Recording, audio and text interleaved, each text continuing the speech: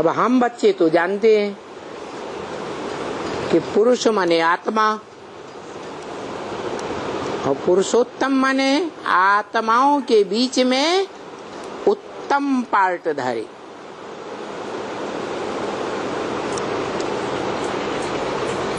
तो कौन हुआ?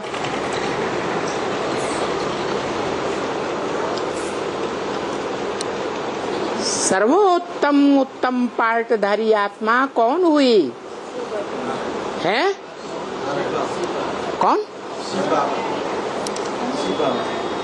शिव बाबा। माने पुरुष माने आत्मा, और पुरुषों में उत्तम जो भी आत्माएं हैं उनमें उत्तम पार्ट बजाने वाली। बदल गई? चलो बदल गई, ठीक हुआ। शिव बाप। लेकिन शिव बाप इस संसार में उत्तम पार्टधारी कहा जाए,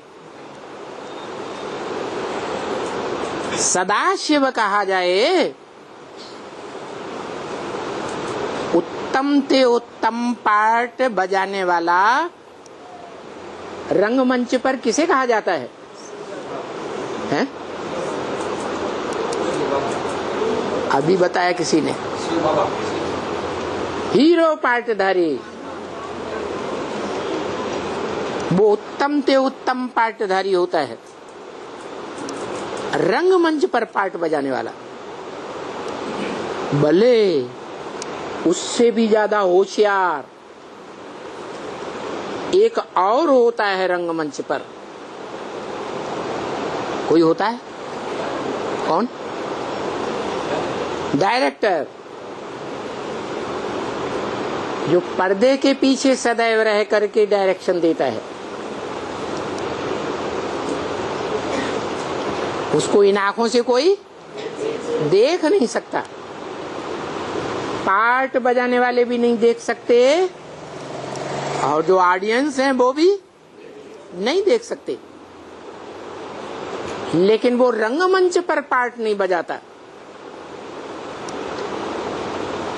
तो जो भी दर्शक गण हैं वो किसके पार्ट को देख करके अपने जीवन में प्रभावित होते हैं?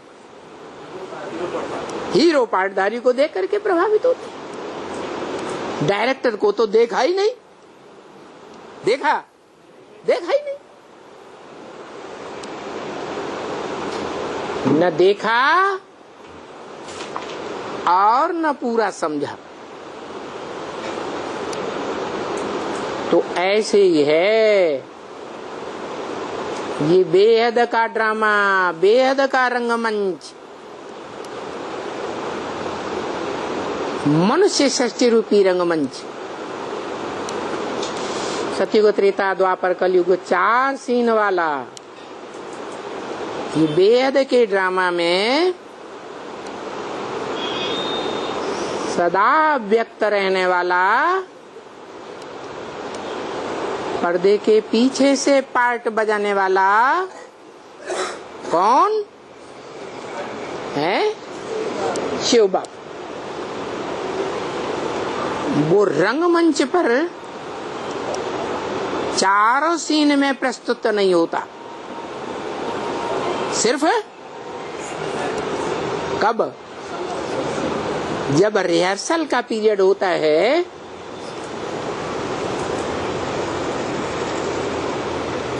शूटिंग जिसे कहा जाता है, रिकॉर्डिंग, तब ही पार्ट बजाता है। और उसको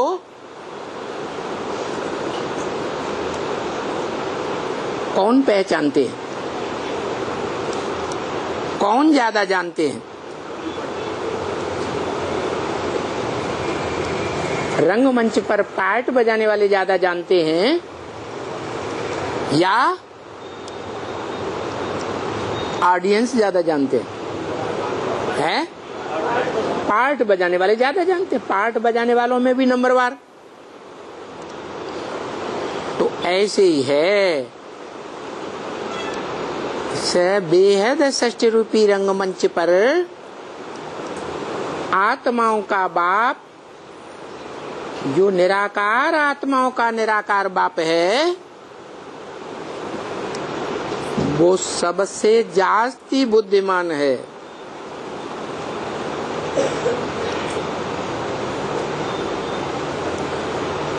तब तो डायरेक्शन देता है? और सभी एक्टर्स उसके डायरेक्शन पर चलते भी हैं कि नहीं? चलते हैं। तो शिव बाप है बेहद ड्रामा का, बेहद का डायरेक्टर।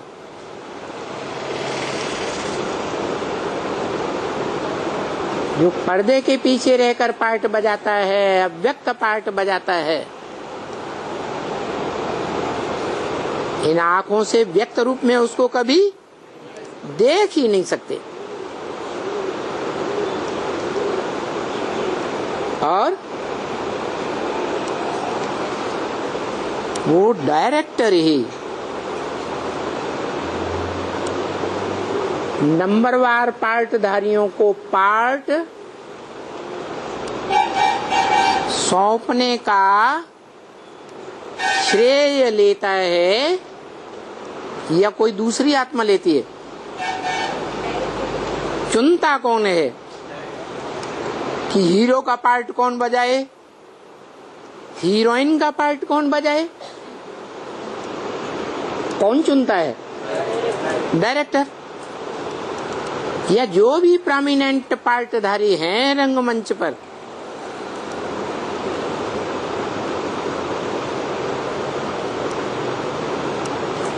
कौन कौन किस समय पार्ट बजाए, वो निश्चित कर देता है। तो शिव बाप इस बेहद के ड्रामा का डायरेक्टर है, और मनुष्य सृष्टि के बाप को हीरो पार्टधारी बनाता है।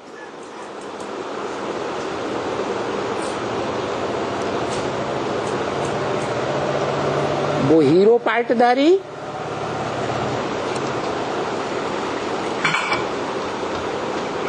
ऑलराउंड पार्टधारी है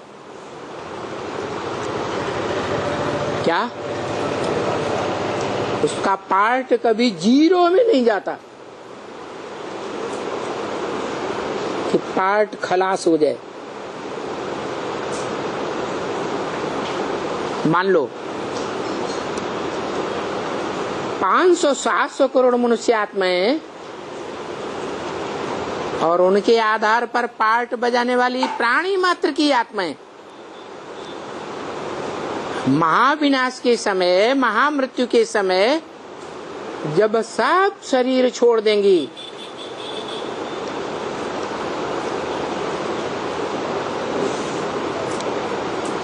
तो कोई बचेगा या नहीं बचेगा?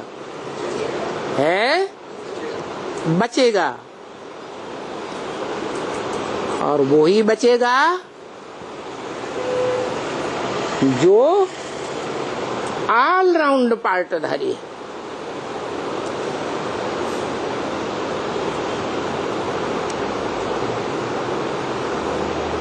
उसके पार्ट एक दिन का भी नहीं, एक घंटे का भी नहीं, एक मिनट का भी कम नहीं होता।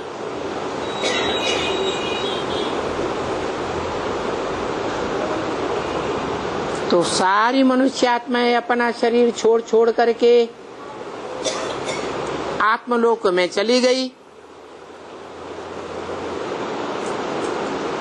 तो फिर वो क्या पार्ट बजाएगा?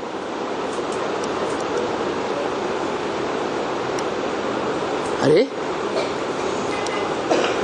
उसका पार्ट कभी खत्म ही नहीं होता। तो महामृत्यु के बाद वो कोई पार्ट बजाएगा या नहीं बजाएगा? है बजाएगा? क्या पाठ बजाएगा?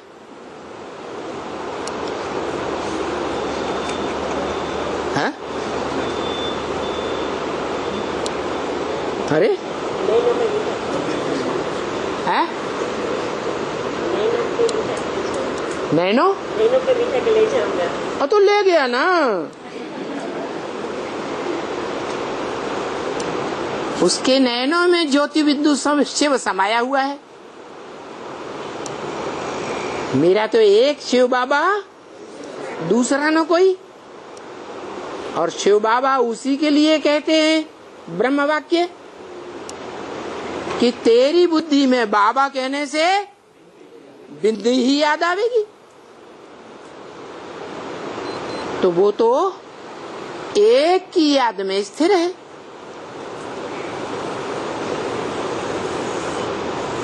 उसके नयनों में कौन बसा हुआ है? शिव बाप ज्योति बिंदु। और वो ही कहता है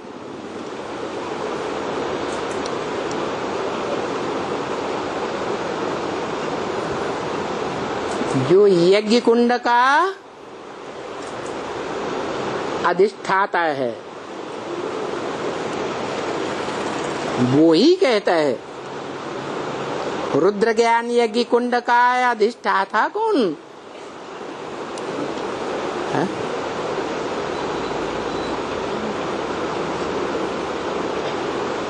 कौन है मुखिया? अरे जिसके नाम पर यज्ञ का नाम पड़ा, रुद्र, रौद्र रूप धारण करने वाला।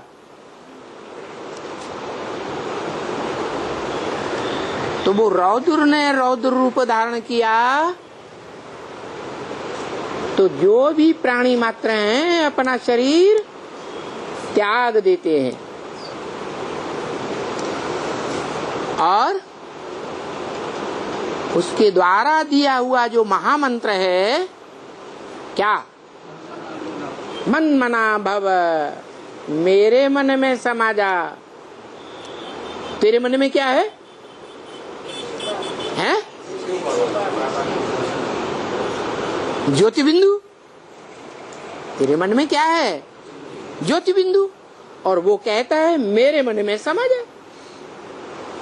तो जो भी दुनिया के प्राणी मात्र हैं उनको महामृत्यु के समय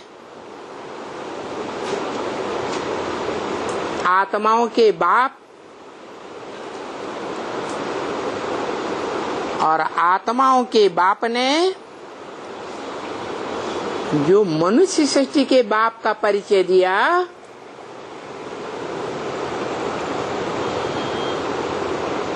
वेदवाणी में, वो दोनों ही बेहद के बाप, एक निराकार और एक साकार, जिनके लिए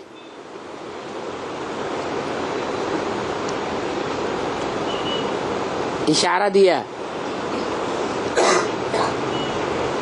कि छोटा रूप निराकार ज्योति बिंदु याद नहीं आता है, तो बड़े रूपों को ही याद करो।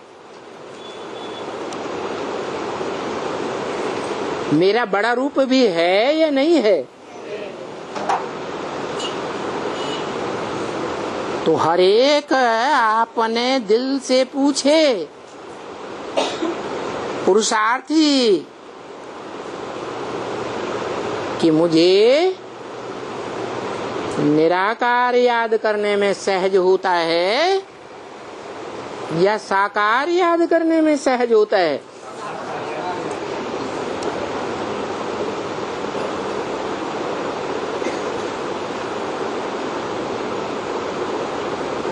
तो लाजमी है कि सारी मनुष्य सृष्टि में सभी मनुष्य मात्र को निराकार की याद करना कठिन महसूस होता है और साकार को याद करना सहज होता है। इसलिए परमपिता शिव ने बता दिया कि साकार में निराकार को याद करो। क्या करो? साकार में निराकार को याद करो।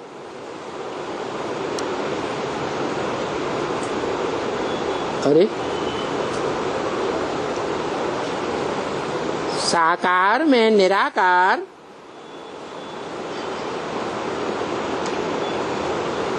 पहले कभी नहीं था क्या? अरे उस साकार की आत्मा निराकार थी या नहीं थी? हा? थी ना? नहीं थी? थी। और पुरुषार्थी जीवन में भी उस साकार में निराकार आत्मा होती है या नहीं होती है? हैं? होती है। तो उस साकार में निराकार उस ज्योति बिंदु आत्मा को अगर हमने याद किया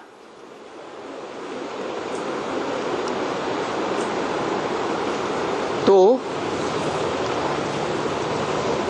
रंग है या राइट है? राइट है। वो आत्मा पुरुषार्थी है, पुरुषार्थ संपन्न नहीं हुआ है।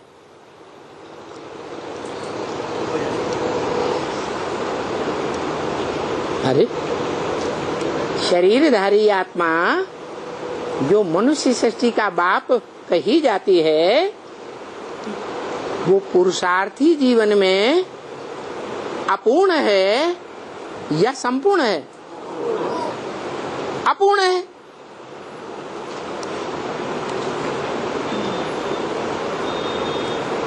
और भारत में तो ये मान्यता है पूर्णमिदं पूर्णमदः पूर्णात् पूर्णं यदुच्यते पूर्णस्य पूर्णमादाय पूर्णमेवावशिष्यते। जो पूर्ण आत्मा है, संपूर्ण आत्मा, उसमें से संपूर्ण कोई निकाल ले तो भी संपूर्ण ही बचता है।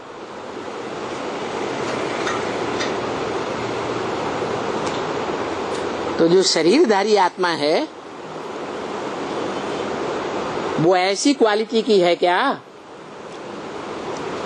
पूर्ण है, संपूर्ण है कि अपूर्ण है? हैं? जोर से बोलो। अपूर्ण है? अपूर्ण है, संपूर्ण तो नहीं है। और जैसे को याद करेंगे वैसे ही बनेंगे, जैसे का संग करेंगे वैसे ही बनेंगे। चोर डकैतों का संग करेंगे तो चोर डकैत बनेंगे।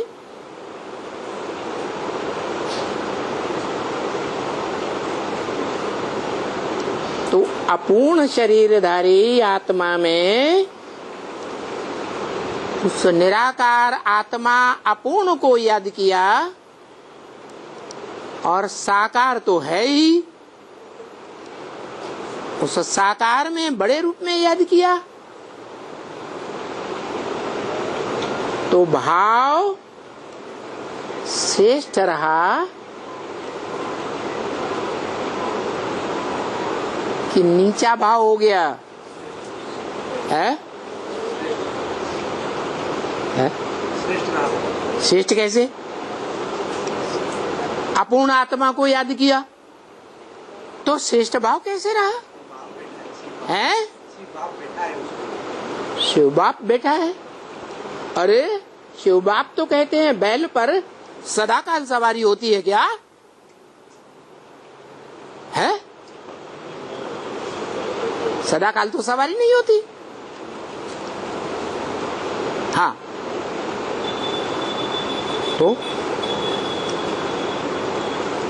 वो जो अपूर्ण आत्मा है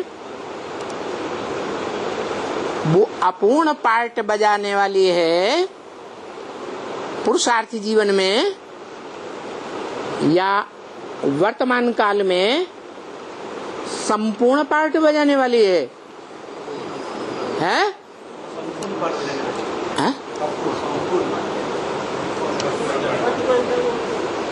वर्तमान पुरुषार्थी जीवन में संपूर्ण पार्ट बजाने वाली है या अपूर्ण पार्ट बजाने वाली है? अपूर्ण पार्ट बजाने वाली। इसीलिए जो भी शिव के पुराने पुराने मंदिर हैं, शिवालय, उनमें शिवलिंग बीच में है और बाजू में दीवार में जो चारों ओर देवताओं की मूर्तियां रखी हैं, देवियों की मूर्तियां, उनमें मुख्य स्थान पर शंकर की मूर्ति भी रखते हैं।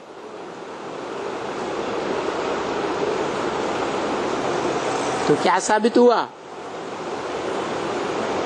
शंकर को याद में बैठा हुआ दिखाते हैं। वो किसको याद कर रहा है?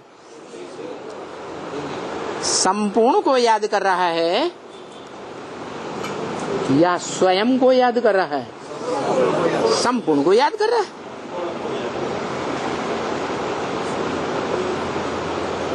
तो जब वो संपूर्ण को याद कर रहा है और याद करते करते संपूर्ण बन जाता है, तो हम क्यों नहीं बन सकते?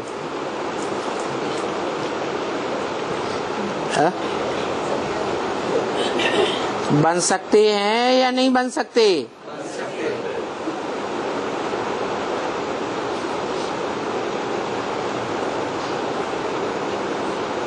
बन सकते।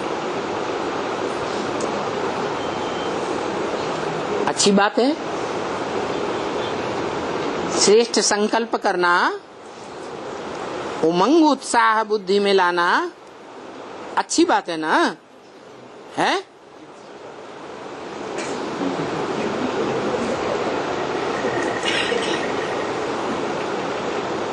लेकिन जो बोला है तुम सब सीताएं हो,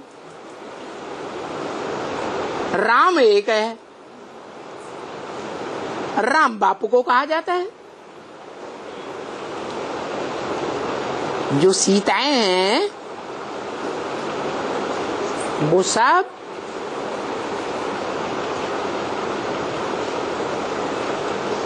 मिट्टी रूपी धरणी से जन्म लेती है और मिट्टी देह अभिमान में ही समा जाती है।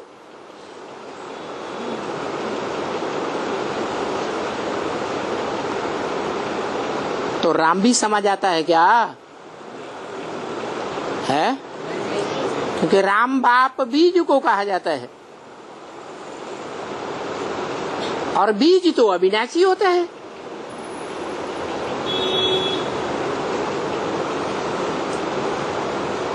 तो जिस पुरुषार्थी जीवन में, पुरुषार्थी मनुष्य शरीर में वो सर्वोपरि पुरुषार्थी आत्मा, जिसको ऊंचते ऊंच आत्मा बापों का बाप ने चुना, नई मनुष्य सृष्टि बनाने के लिए,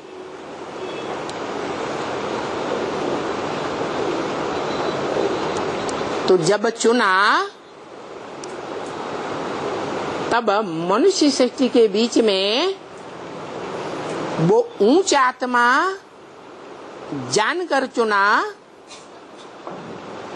या नंबरवार आत्मा जानकर के चुना है? ऊंच आत्मा जानकर चुना।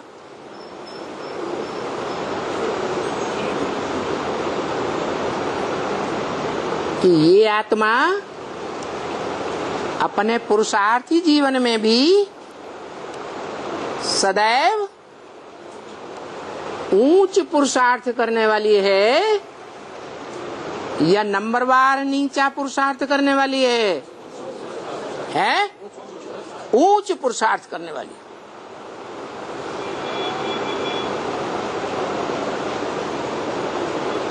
भले वर्तमान में अपूर्ण आत्मा है तो भी मनुष्य सृष्टि की और जो भी मनुष्य आत्माएं हैं उनके मुकाबले सदा तीव्र पुरुषार्थी है या धीमा पुरुषार्थी है? तीव्र पुरुषार्थी है। इसलिए बोला फॉलो फादर। किसको फॉलो करो? बाप को फॉलो करो। फॉलो दो प्रकार से होता है, एक कर्म में फॉलो करना होता है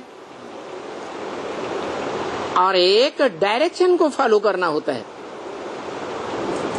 क्या?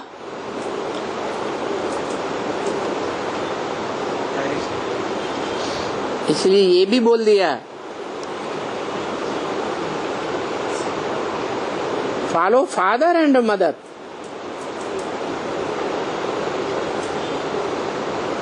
फादर को भी फॉलो करो और मदर को भी फॉलो करो। माता की भी बात माननी चाहिए। तो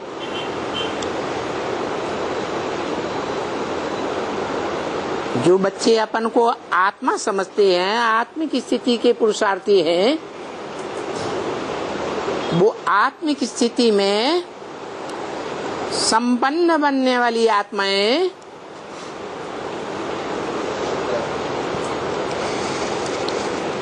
इसके डायरेक्शन को फॉलो करें, है शिव बाप के डायरेक्शन को फॉलो करें। और शिव बाप जिस तन में पहले पहले प्रवेश करके उस तनधारी को माता बनाता है और बोला भी है मैं जिस तन में भी प्रवेश करूंगा उसका नाम ब्रह्मा रखूंगा। और भले ब्रह्मा अनेकों के नाम है। चतुर्मुखी ब्रह्मा भी गाया जाता है, पंचमुखी ब्रह्मा भी गाया जाता है।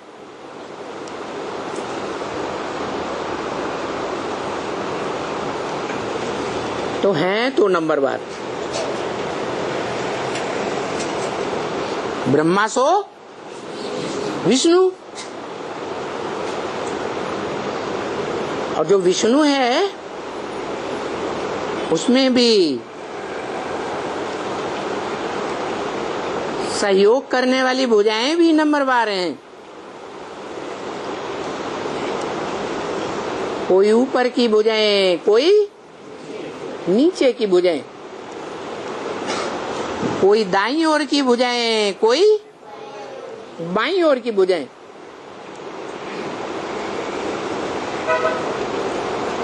और भुजाएं तो जड़ होती हैं,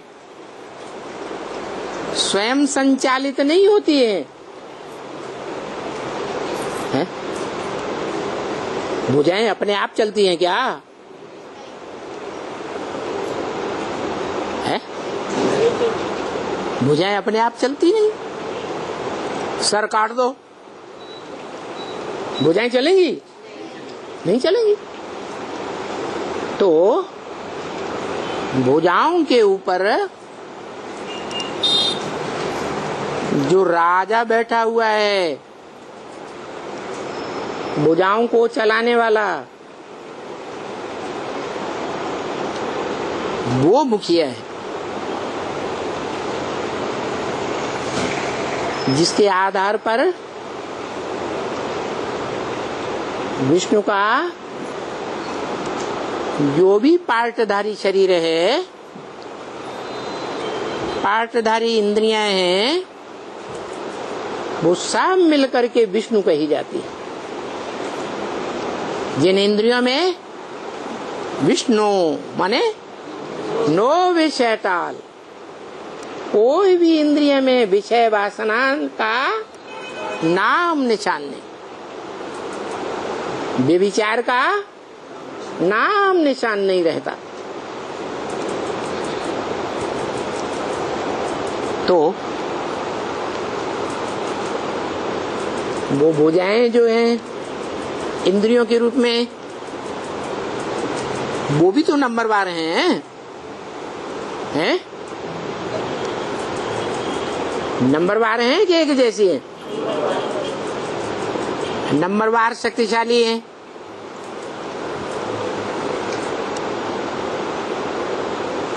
जड़ भुजाओं की तो बात नहीं है। चैतन्य भुजाएं हैं या जड़ हैं? हैं तो चैतन्य भुजाएं, लेकिन जड़त्वमयी बुद्धि वाली है, नंबरवार। और जड़त्वमयी बुद्धि के आधार पर उनके नंबर भी बन जाते हैं। अव्वल नंबर की भुजा, द्वयम नंबर की भुजा,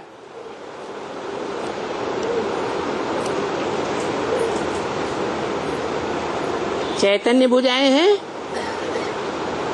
इसलिए पुरुषार्थी जीवन में उनका जब प्रत्यक्षता रूपी जन्म हुआ था तो एक साथ हुआ था या आगे पीछे हुआ था?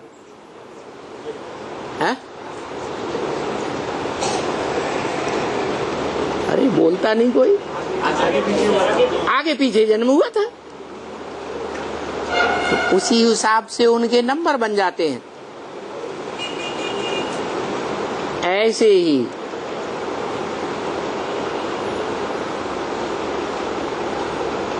शिव बाप जो रंगमंच का डायरेक्टर है, वो डायरेक्टर प्रैक्टिकल एक्ट रंगमंच पर बजाने वाला नहीं है। इसलिए रंगमंच पर प्रभाव हीरो पार्टधारी का पड़ता है, प्रभाव बुद्धि में पड़ता है ना, बुद्धि प्रभावित होती है ना। तो हीरो पार्टधारी का प्रभाव पड़ता है या डायरेक्टर का प्रभाव पड़ता है? हीरो पार्टधारी का प्रभाव पड़ जाता है। और हीरो पार्टधारी अंदर में जानता है क्या है कि मैं रंगमंच पर हीरो पार्टधारी तो हूं, लेकिन मुझे बनाने वाला कौन है? डायरेक्टर है।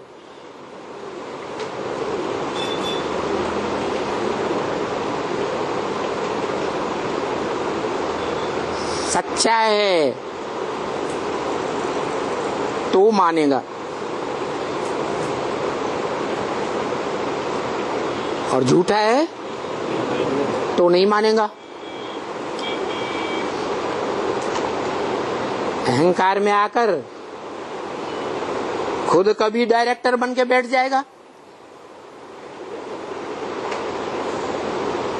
कि मैं उससे भी अच्छा डायरेक्टर हूं।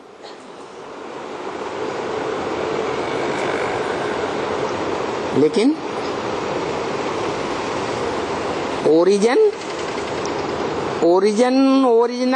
ओरिजिनल ही रहता है। क्यों?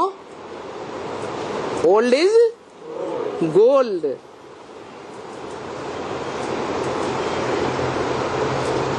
गोल्ड मोड़ा जा सकता है, रोल्ड गोल्ड होता है, उसको मोड़ा नहीं जा सकता।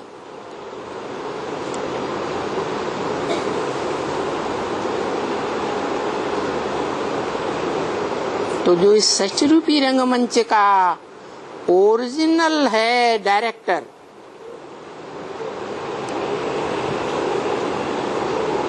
वो ही डायरेक्टर है जो प्रवेश करके मुकर्रर रथ में बाप भी है, सुप्रीम टीचर भी है और सदगुरु भी है। जो गाया जाता है सच्चा सदगुरु शिव भगवान, सिख लोग गाते हैं। एक सदगुरु निराकार अकाल मूर्त की मूर्ति तो है, अमूर्त नहीं है। मूर्ति माने साकार।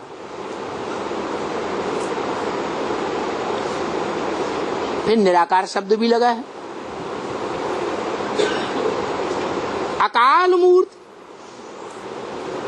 उसको काल नहीं खा सकता। काल आत्मा को खाता है या शरीर को खाता है? शरीर को खाता है। तो वो अकाल मूर्त ऐसी मूर्ति वाला है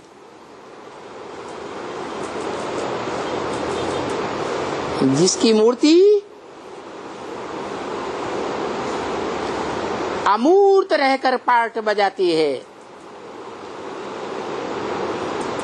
माने साकार तो है, इंद्रियों वाला तो है, लेकिन कान है, लेकिन कानों से सुनता नहीं है। सुनते हुए भी नहीं सुनता। सारी दुनिया ग्लानि करती रहे, लेकिन वो ग्लानि को सुनता है? नहीं सुनता।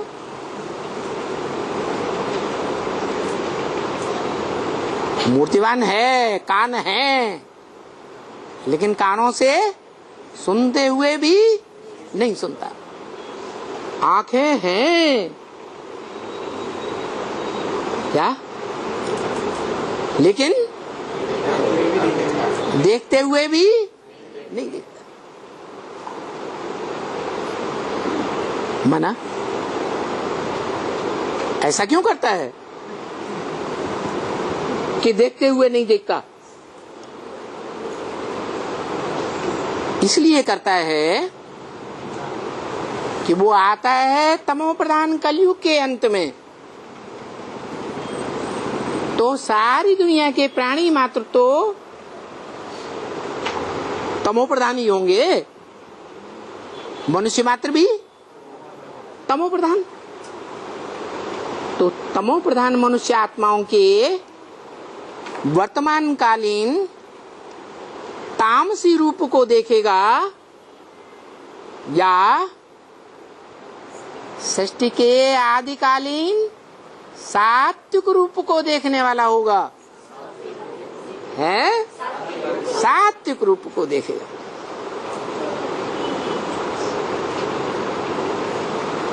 ये मेरे वही बच्चे हैं जिनमें देवत्व के गुण भरे हुए थे,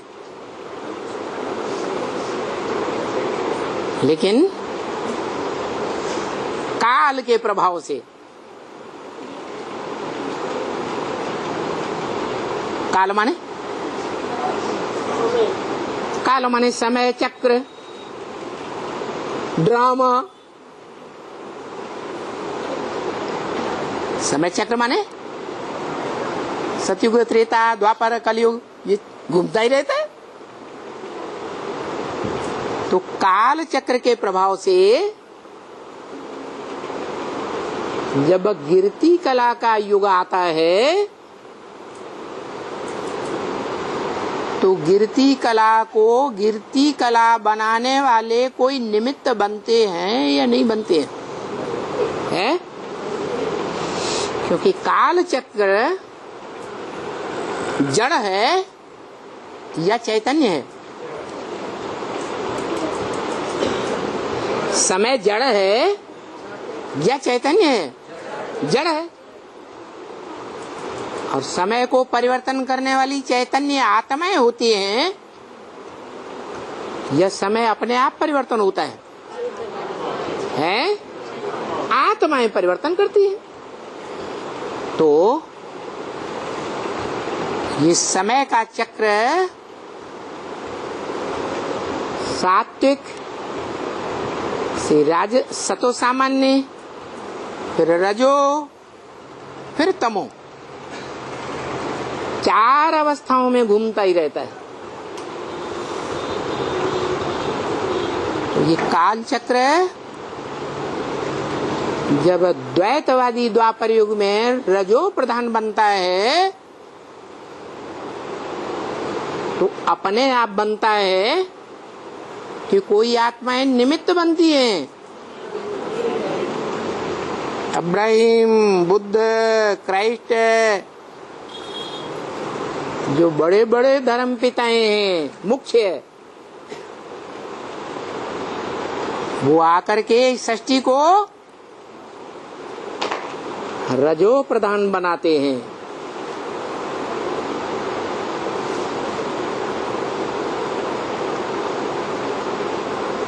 जब काल चक्र का चौथा चक्र शुरू होता है तो तामसी बनाने वाली आत्माएं भी निमित्त बनती है।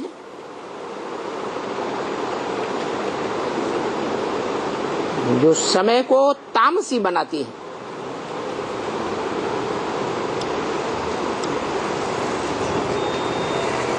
और चारों युगों में पार्ट बजाने वाली आत्माएं समय चक्र को सात्विक बनाने वाली,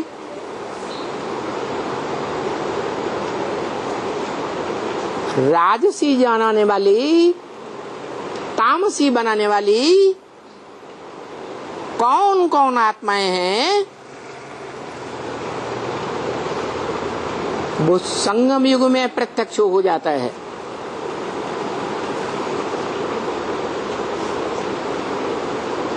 सारी मनुष्य सृष्टि के अंदर प्रत्यक्षता होती है कि कौन कौन सी आत्माएं हैं जो इस जड़ समय चक्र को सात्विक बनाती हैं और कौन सी आत्माएं हैं जो इस समय चक्र को तामसी बनाने के निमित्त बनती है।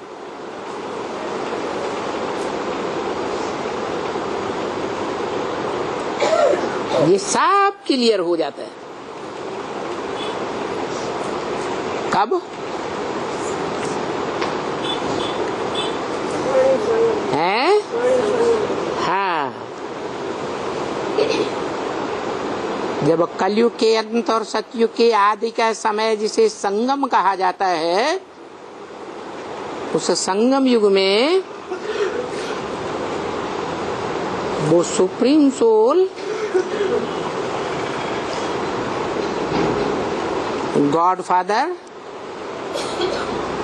निराकार इस रंगमंच पर आकर साकार में, रंगमंच साकार है निराकार है, सच रूपी रंगमंच साकार, इस रंगमंच पर आकर डायरेक्टर का पार्ट बजाता है। और रंगमंच पर जो भी पार्टधारी हैं 500-700 करोड़, सबके चेहरे डिक्लेयर हो जाते हैं, क्लियर हो जाते हैं कौन देवात्माएं हैं और कौन राक्षसी आत्माएं।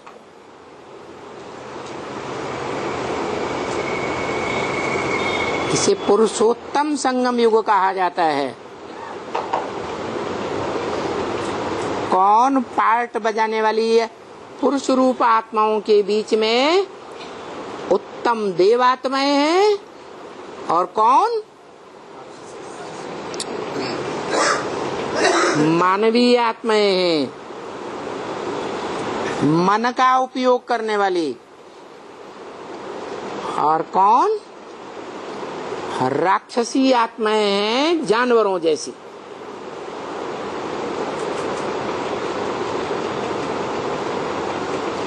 ये सब क्लियर होता है।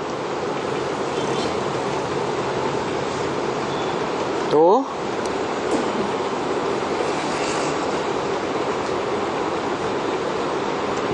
श्रेष्ठ ते श्रेष्ठ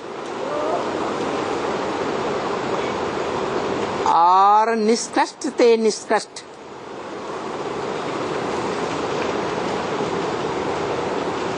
जो संगठन रूपी मालाएं हैं,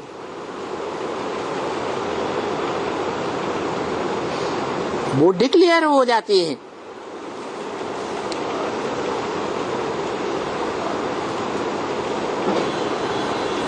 और उन मालाओं में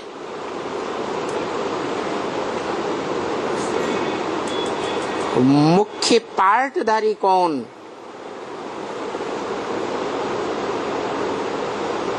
वो भी डिक्लेयर होता है।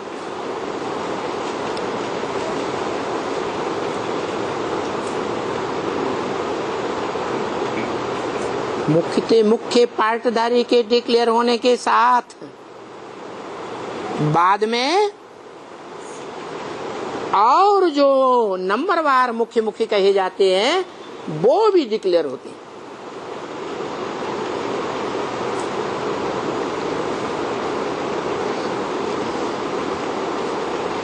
आज की दुनिया में दुनिया वालों के बीच देखा जाए तो धर्म पिताओं को ग्रेट फादर्स मानते हैं।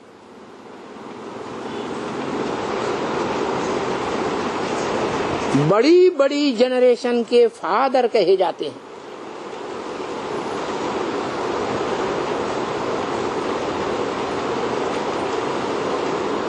और भारतवासी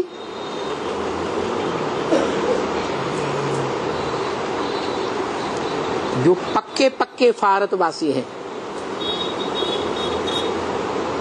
वो उन धर्म पिताओं की महानता को स्वीकार नहीं करते,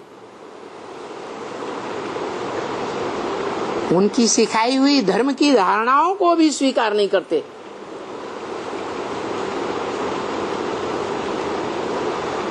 फिर वो किसको श्रेष्ठ मानते हैं? श्रेष्ठ ते श्रेष्ठ है, वो श्रेष्ठ मानते हैं, सत्य सनातन धर्म को श्रेष्ठ मानते हैं। जिस सत्य सनातन धर्म की स्थापना एक सत्य बाप करता है,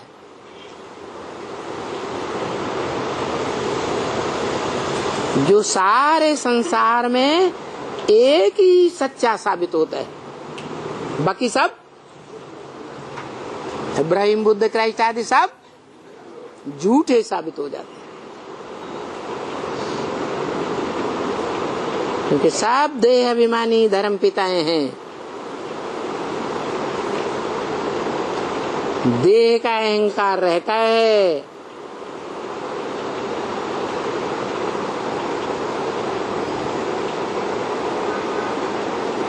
देह के माता पिता का अहंकार रहता है।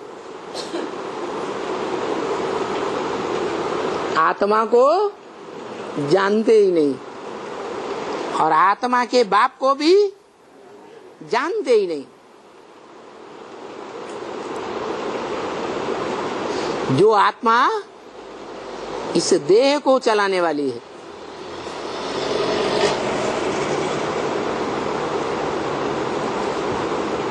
जो एक ही मनुष्य आत्मा है, मनुष्य आत्माओं के बीच सभी मनुष्यों का बाप,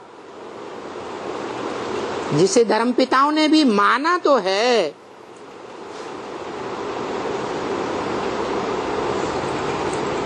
इस्लाम धर्म के लोग, मुस्लिम धर्म के लोग आदम को मानते हैं, अपने को आदम नहीं कहते। क्रिश्चियंस एडम को मानते हैं, अपने को एडम नहीं कहते, लेकिन जानते नहीं हैं कि वो कौन है, क्या करता है।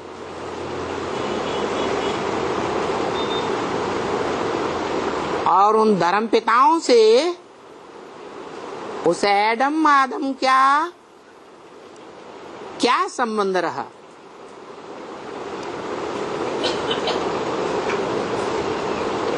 अभी संगम युग में ये बात क्लियर होती है, जिसे पुरुषोत्तम संगम युग कहा जाता है।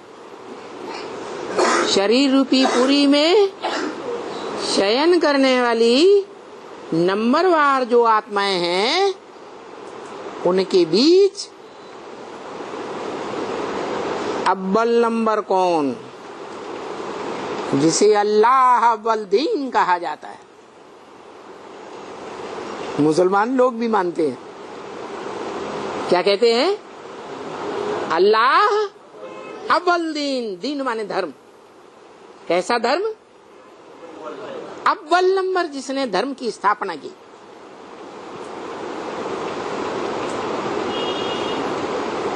उसको टाइटल दिया अल्लाह, ऊंचे ते ऊंचा।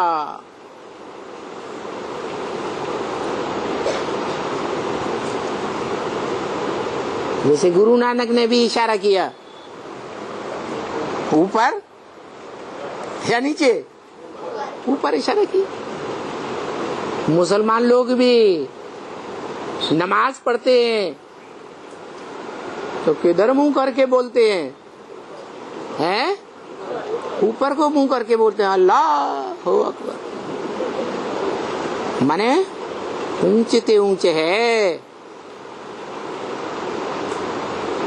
और भारत के हिंदुओं ने भी माना है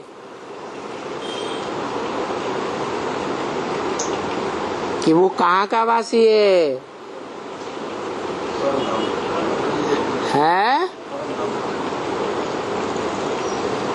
कैलाशी वासी। क्या? कैलाश पर्वत की ऊंची स्टेज में रहने वाला है।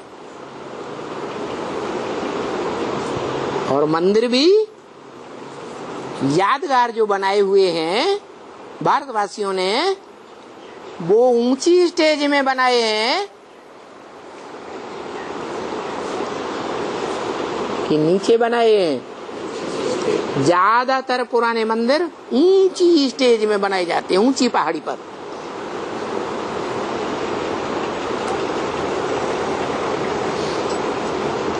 क्या बताने के लिए?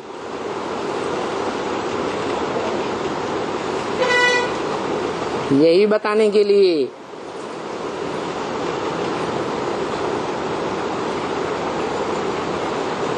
कि ऊंचा तेरा काम, उस काम के आधार पर ऊंचा तेरा नाम और ऊंचा तेरा धाम।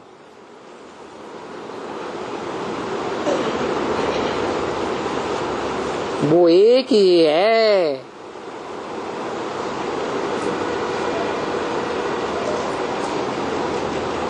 जो बापों का बाप है,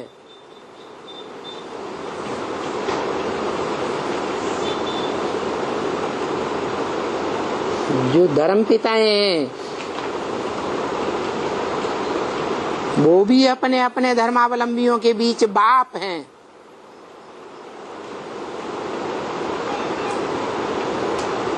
उन धर्म पिताओं का भी कोई बाप होता है। बुद्ध आया, सिद्धार्थ में प्रवेश किया,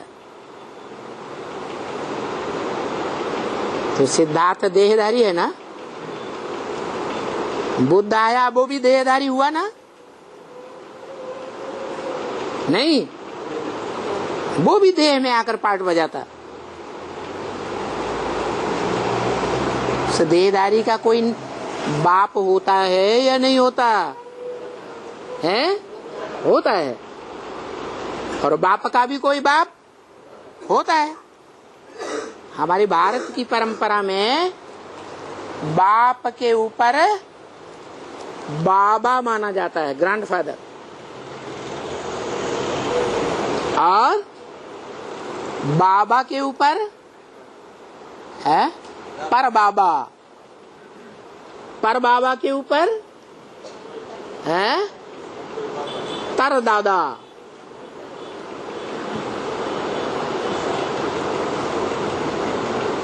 ऐसे बाप का बाप, बाप का बाप, बाप के बाप की परंपरा चलती है। और उनकी हिस्ट्री पंडों के पास होती है। किसके पास? पंडों के पास होती है। वो पंडे तो नंबरवार हैं भक्ति मार्ग के, अंधश्रद्धा वाले। देह के बापों का नाम बताते हैं, लेकिन जो बेहद का पंडा है, जिसके बच्चे पांडव कहे जाते हैं, क्या पंडा गुप्त, तो पंडा के बच्चे पांडव भी गुप्त पार्टधारी हैं, जो शास्त्रों में महाभारत में गए हुए। तो वो पंडे के पास सारी बेहद की लिस्ट है।